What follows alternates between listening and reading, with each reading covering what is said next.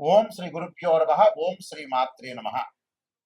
శని వక్రగతి 138 రోజుల పాటు జూలై 27వ తారీఖు నుంచి డిసెంబర్ 11వ తారీఖు వరకు కూడా శని వక్రగతి యొక్క ప్రభావం మేషాది ద్వాదశ రాశుల మీద ఏ విధంగా ఉండబోతుంది? శని ఆయుష్ కారకుడు. అంటే ఆయుష్ని ఇచ్చేవాడు ప్రధానంగా శని. పనులలో ఆలస్యం చేయకుండా, అంటే పనులలో ఆలస్యం చేసే గ్రహం ఏమిటి అంటే శని. అంటే శని వల్ల కొన్ని యోగాలు కూడా ఉంటాయి. అంటే చెడు యోగాలు ఉన్నాయి, మంచి యోగాలు ఉన్నాయి. అలానే శశి మహాపురుష యోగాలు ఉంటాయి. అలానే చెడు యోగమైన పునర్భవ దోషం కూడా ఏర్పడుతూ ఉంటుంది. అంటే శని చంద్రుల యొక్క కలయిక వల్ల శని శని చంద్రుడి మీద దృష్టి ఉండటం వల్ల, చంద్రశనుల యొక్క పరస్పర దృష్టి వల్ల కూడా పునర్భవ దోషం అనేది కాలయాపన జరిగే అవకాశాలు ఎక్కువగా ఉంటాయి. అయితే ఈ గోచారరీత్యా శని వల్ల, శని 138 రోజుల పాటు వక్రగతిలో ఉండటం వల్ల మనకి ఎలాంటి ఫలితాలు జరగబోతున్నాయి? శని యొక్క కారకత్వాలను మనం చూసుకునేటట్టయితే, శని ప్రధానంగా కొన్ని భావాలకి, అంటే వ్యయభావానికి కూడా అధిపతి శని. అలానే ఇక్కడ శని ఏదైతే ఆయుష్ని, ఆరోగ్యాన్ని, ప్రధానంగా పనులలో ఆలస్యాన్ని, అలానే ఇలాంటి విషయాలన్నిటి కూడా కారణభూతం. అంటే ఇనుము, ఆయులు, పండ్లు, అలానే ఆరోగ్యపరంగా ఇబ్బందులు, అలానే ఎముకలు, అలానే పాదాలు, కీళ్ళు, ఇలాంటి వాటిలన్నిటి కూడా కారణభూతమయ్యే గ్రహం ఏంటంటే శని. అంటే ప్రమాదాలు, అనుమానాలు, అవమానాలకు కూడా కారణభూతమైంటే శని. మరి శని గ్రహం, ఇవన్నీ కూడా శని గ్రహం యొక్క ఫలితాలు ఏ విధంగా ఉండబోతున్నాయి? మరి ఇవన్నీ చెప్పేవి ఎలాంటి ఫలితాలు అంటే గోచారరీత్యా చెప్పబడే ఫలితాలు అంటారు. అంటే బర్త్ చార్ట్ అనుసరించేవి కాదు, గోచారరీత్యా చెప్పబడే ఫలితాలు. అంటే బర్త్ చార్ట్కి గోచారానికి లాట్ ఆఫ్ డిఫరెన్స్ ఉంటుంది. అంటే ఒకటి ట్రాన్సిట్ సిస్టము, ఒకటేమో నాటల్ చార్ట్, అంటే బర్త్ చార్ట్ అంటారు. ఇప్పుడు చెప్పే గోచారం అనేది 20% ఫలితాన్ని నిర్ణయం చేస్తుంది.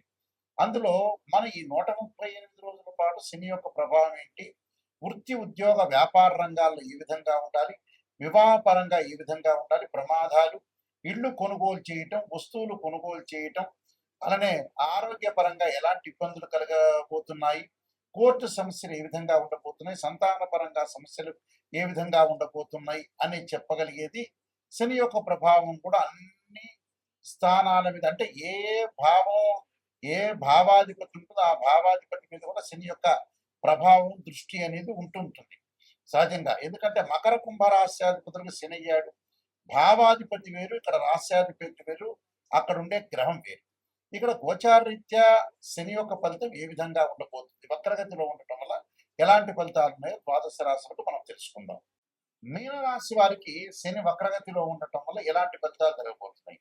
మీనరాశి వారికి లాభాధిపతి, అంటే లాభరాశ్యాధిపతి, వ్యయరాశ్యాధిపతి అయిన శని మీనరాశిలో ఉండి వక్ర స్థితిలో ఉండటం వల్ల 138 రోజుల పాటు ఏ విధంగా ఉండబోతుంది అంటే ఖర్చుల్ని కొంత నియంత్రణ చేసుకోవాలి.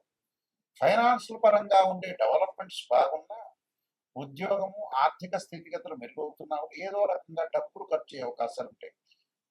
ఖర్చుని తగ్గించుకోండి. ఆ ఎక్స్పెండిచర్స్ తగ్గించుకుంటే చాలా మంచిది. లైఫ్ని ఎలా ఎన్హాన్స్ చేసుకోవాలని కొత్తదనంగా వెళ్ళే అవకాశాలు ఎక్కువ ఉంటాయి. కొత్త వాళ్ళతో పరిచయాలు బాగా పెరుగుతుంటాయి. కొత్తదనంగా ముందుకు వెళ్ళాలని ఆలోచన చేస్తుంటారు. అయితే సమయానికి తగినంత భోజనం చేయలేరు, రుణాలు తెచ్చుకుంటారు, కొన్ని సందర్భాల్లో తీర్చలేరు. అలానే డెవలప్మెంట్ చేయాలని కొత్త కొత్త ప్రణాళికలతో రూపొందించుకుని ముందుకెళ్లే అవకాశాలు ఉంటాయి. ఫైనాన్షియల్ పరంగా ఉండే డెవలప్మెంట్స్ బాగా పెరిగే అవకాశాలు ఎక్కువ ఉంటాయి.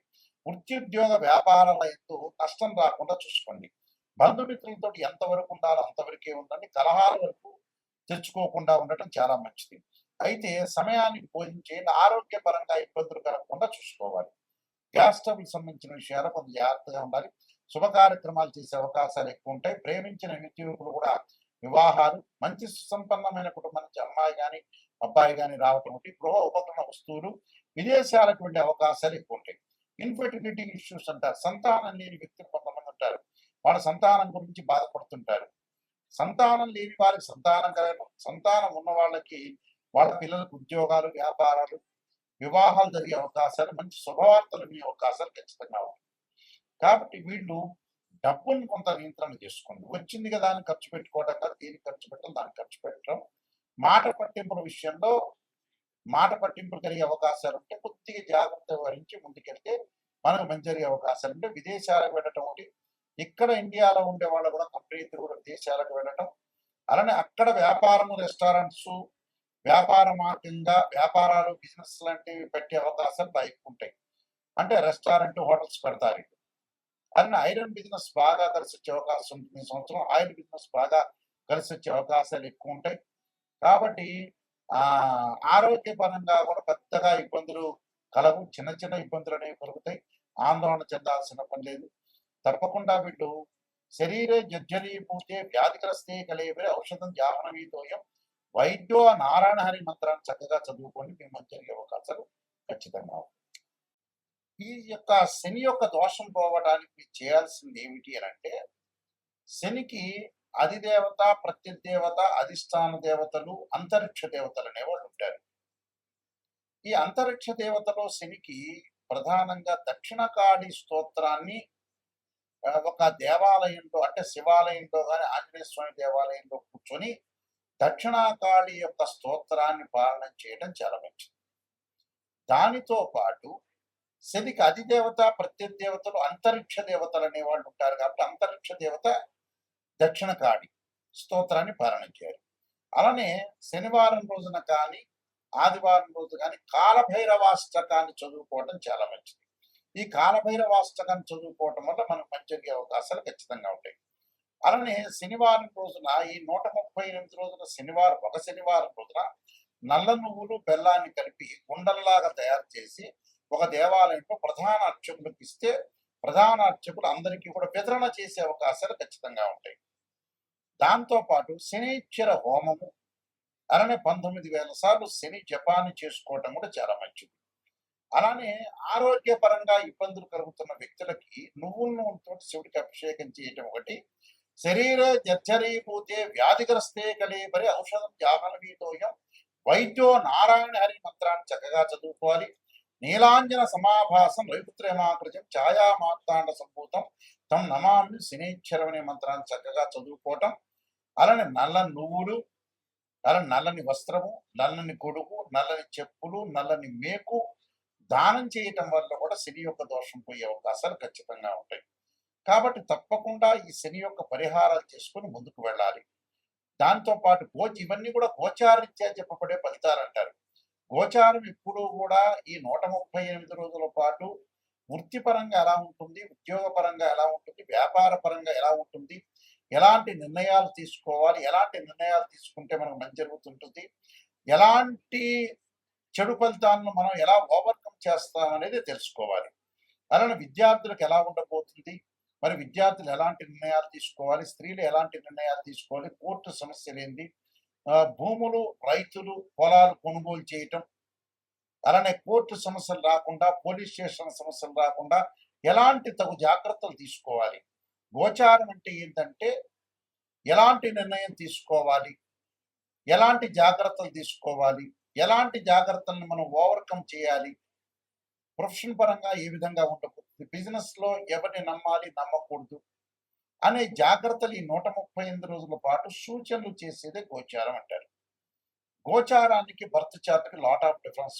బర్త్ చార్ట్ అంటే ఏంటంటే 80% name, date of birth, time, place of birth తీసుకుని మ్యాథమెటికల్ క్యాల్కులేషన్ వేసి 16 లగ్న కుండల్ని మనం చూసుకున్న తర్వాత దాన్ని ఆ 16 లగ్న కుండలని దశలు, అంతర్దశలు, సూక్ష్మ దశలు, ప్రాణదశల్ని మనం అనాలిసిస్ చేసి అలానే వివాహపరంగా ఏ విధంగా ఉండబోతుంది, ఎప్పుడు వివాహం జరగబోతుంది, ఉద్యోగపరంగా ఎలా ఉండబోతుంది, ఫైనాన్షియల్ పరంగా ఎకనామిక్ గ్రోత్ ఎలా ఉండబోతుంది, లైఫ్ని ఎలా ఎన్హాన్స్ చేసుకోవాలి, వివాహం ఎప్పుడు అవుతుంది, వైఫ్ అండ్ హస్బెండ్ రిలేషన్లో ఏ విధంగా ఉండబోతుంది, మన జీవితంలో ఎలాంటి నిర్ణయాలు తీసుకోవాలి, ఎప్పుడు బాగుంటుంది, ఏ దశలు కలిసి వస్తాయి, ఏ దశలు కలిసి రాదు, సంతాన సమస్యలు ఏంటి, సంతానం గురించి ఏంటి, అంటే ఓవరాల్గా ప్రతి విషయం కూడా బర్త్ చార్ట్ ద్వారా లైఫ్ లాంగ్ యొక్క ప్రొటెక్షన్ అనేది వస్తుంది. దీనికి ఏమిటి, ద్వాదశ భావాధిపతులు వేరు, రాస్యాధిపతులు వేరు. ఎక్కడైతే ఆ గడిలో ఆ రాశ్యకరణంలో మేషాది రాశుల్లో ఎక్కడెక్కడ ఏ గ్రహం ఉంది అంటే భావాధిపతులు అంటే ఏంటంటే ఓనర్, ఇంటి ఓనర్. రాస్యాధిపతి అంటే బిల్డర్, ఆ ఇల్లు కట్టించిన వాడు. అలానే ఇక్కడ ఆ గ్రహం ఏ ఏ స్థానాల్లో ఉందో ఆ స్థానాన్ని టెనెంట్ అంటారు. అంటే అద్దెకున్న వాళ్ళు అని అర్థం. అలాగా దాని యొక్క దృష్టి ఏంటి? అంటే భావాధిపతులు అంటే ఏంటంటే ఎవరైతే జన్మలగ్నంలో జన్మిస్తారో ఆ లగ్నానికి అధిపతి ఎవరంటే తనుభావం అంటారు. తనుభావానికి రవి అధిపతి, ద్వితీయ భావానికి గురువు, తృతీయ భావానికి బుధుడు, చతుర్థ భావానికి ఇక్కడ చంద్రుడు బుధుడు అని, పంచమ భావానికి కుజుడని, అంటే పంచమ భావానికి గురువు అని, అలానే షష్టమ భావానికి కుజుడని, అంటే షష్టమ భావానికి కుజుడు శని, పంచమ భావానికి వచ్చేటప్పుడు గురువు, చతుర్థ భావానికి చంద్రుడు బుధుడు, ఇవి భావాధిపతులు. అలానే వ్యయాధిపతి శని.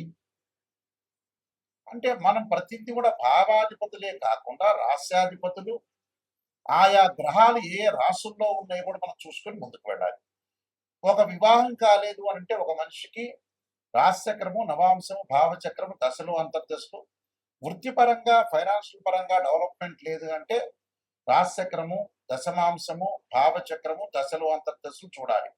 అంటే ఏ లగ్నానికి ఏ దశలు అంతర్దశలు కలిసి వస్తాయి అనేది కూడా చూడాలి. ఇలాగా చాలా మంది కూడా ఏం చేస్తారంటే ఒక ఆస్ట్రాలజర్ని అప్రోచ్ అయినప్పుడు ఏదో చెప్పండి గురువు గారు, నా పాజిటివ్ చెప్పండి అనే వాళ్ళు చాలా మంది ఉంటారు. నిజంగా పాజిటివ్ అనేది కాదు, ఫస్ట్ నెగిటివ్ తెలుసుకున్న తర్వాత పాజిటివ్. నిజం అనేది నిప్పు లాంటిది, అసత్య దూరం అంటే సత్య దూరం అని అర్థం. అంటే సత్య దూరంగా మనం ఏదైతే నిజం తెలుసుకున్నామో దాన్ని మనం ఎలాగా అంటే ఎప్పుడైతే నిజం మనం తెలుసుకుంటామో, నిజాన్ని మనం తెలుసుకొని నెగిటివ్‌ని ఎప్పుడైతే తెలుసుకుంటామో, ఆ నెగిటివ్‌ని మనం పాజిటివ్ చేసుకోవడానికి ఓవర్‌కమ్ చేస్తే మనం కంప్లీట్ మ్యాన్ అయినట్టే. అంటే నెగిటివ్‌ని పాజిటివ్ చేస్తే మనం కంప్లీట్ మ్యాన్ అయినట్టే. అబద్ధాల ముసుగులో మనం ఉండటం అనేది మంచిది కాదు. ఎప్పుడైనా సరే ఆస్ట్రాలజర్‌ని అప్రోచ్ అయ్యేటప్పుడు కరెక్ట్‌గా నిజం తెలుసుకుంటే మీ జీవితం బాగుపడినట్టే. ఏదో ఆస్ట్రాలజర్స్‌కి మనం డబ్బులు ఇచ్చాం కదా, పాజిటివ్ చెప్పండి అనేది కరెక్ట్ కాదు. అందువల్ల నిజాన్ని తెలుసుకోండి. ఆ నిజాన్ని తెలుసుకొని ఏదన్నా జాతకపరంగా నెగెటివ్ ఉంటే దాన్ని ఓవర్‌కమ్ చేసుకుంటే కంప్లీట్ అవుతుంది. మా వెబ్‌సైటు www.nayakanti.com, nayakanti.in. నేను నంబర్ ఆఫ్ ఆస్ట్రాలజీ బుక్స్ రాశాను. కాలసర్పయోగం, కాలసర్పయోగ చంద్రిక, రాహుకేతులు, ఛాయాగ్రహాలు, బృహత్ పరిహార సింధు, పుత్రగణపతి వ్రతము, స్వప్న శాస్త్రము, సర్వదేవతా ప్రవర్తన పార్ట్ 1, పార్ట్ 2. అలానే ముఖ్యంగా నవగ్రహ దోషాలకి ద్వాదశ మహావిద్యల యొక్క స్తోత్ర పారణాలు, వివాహ మార్తాండము, జాతక Chandrika, production of astrology, transits of results అనే బుక్స్ రాశారు. మీరు అన్నీ కూడా నిజంగా నెగిటివ్ తెలుసుకొని దాన్ని పాజిటివ్ చేసుకోవడం ఎలా అనేది పాయింట్ ఆలోచన చేయండి. ఎందుకంటే మ్యాథమెటికల్లో డిగ్రీల్లో ప్రతిదీ కూడా అనాలిసిస్ చేస్తేనే మనకు తెలుస్తుంది. గోచారం అనేది 20% సపోర్ట్. ఈ 135 రోజుల పాటు ఎలాంటి సూచనలు, ఎలాంటి నిర్ణయాలు తీసుకోవాల్సిన అవసరం ఉంటుందనేది చూసుకోవాలి. ఎందుకంటే గోచారిత్య శని ఎలాంటి శని ప్రభావం, అలానే అర్ధాష్టమ శని, అష్టమ శని, కంటక లేదా పొంగు శనిలు ఈ విధంగా ఉండబోతున్నారు. ఎలాంటి పరిహారం చేసుకోవాలి అంటే నేను చెప్పిన పరిహారాలన్నీ కూడా మీరు పూర్తి చేసుకుని ముందుకెళ్తే మీకు మంచి జరిగే అవకాశాలు ఖచ్చితంగా ఉంటాయి. మీకు అందరికీ కూడా స్క్రీన్ మీద స్క్రోలింగ్ అవుతున్న నెంబర్ కనపడుతుంది. ఆ నెంబర్‌కి నాకు కాల్ చేయొచ్చు. మీ అందరికీ కూడా పరమేశ్వరుడి యొక్క కరుణాకటాక్షం ఉండాలని ఆశిస్తూ సర్వే జనా సుఖినో భవంతు.